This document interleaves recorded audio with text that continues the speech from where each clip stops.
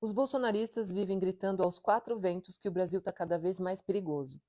E nada pode ser mais verdadeiro do que isso. Porque desde que o bolsonarismo se instalou na sociedade brasileira, a criminalidade tem demonstrado estar cada vez mais próxima da gente. Vizinhos, amigos, parentes, todos estão andando armados com a desculpa de se protegerem, mas que na primeira oportunidade, sem qualquer motivação, são capazes de sacar suas armas e apontar elas para a gente. Foi o caso do empresário René Júnior, que matou um gari em Belo Horizonte na última segunda-feira, simplesmente porque ele ficou furioso porque o caminhão de limpeza urbana barrou a passagem do seu carro por um tempo, como acontece, gente, todos os dias, com todo mundo no trânsito.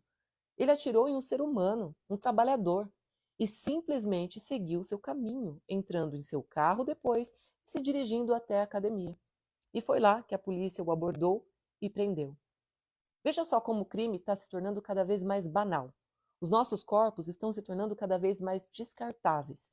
As pessoas que antes viviam dentro das masmorras, construídas por elas mesmas, dentro de condomínios super protegidos ou em casas super vigiadas, já não têm mais a sensação de segurança de todo esse aparato como tinham antigamente.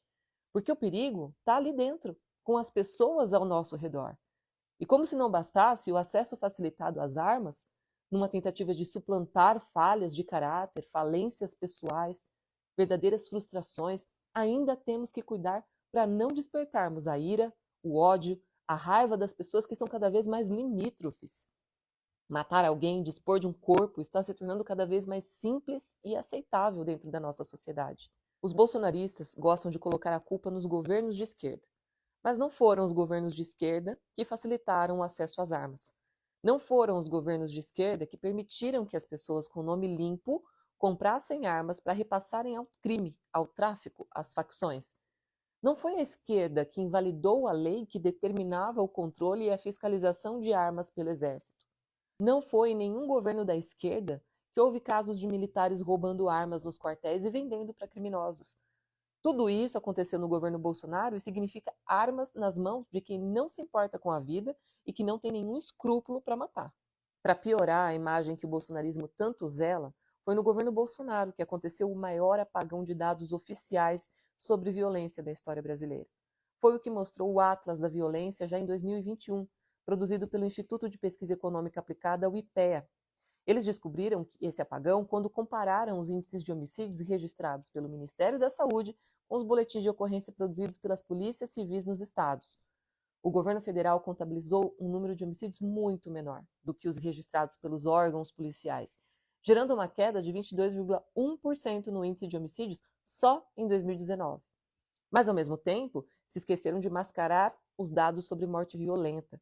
Enquanto o número de homicídios teria diminuído na época, as mortes violentas por causas indeterminadas aumentaram em 69,9%. E também descobriram que o índice de mortes causadas por arma de fogo foi encoberto. Quase 2.000 mortes ocorridas por causa de armas foram deslocadas para o quadro de mortes com causas indefinidas. Alguns estados são os que mostraram mais inconformidade de dados.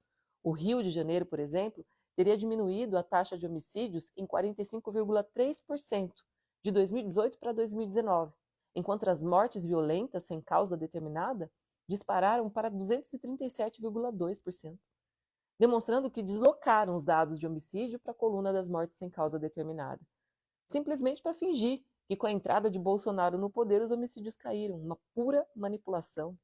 E mais, no ano passado, o IPEA descobriu ainda que mais de 24.000 homicídios ocorridos entre 2019 e 2022, o período do governo Bolsonaro, não foram registrados.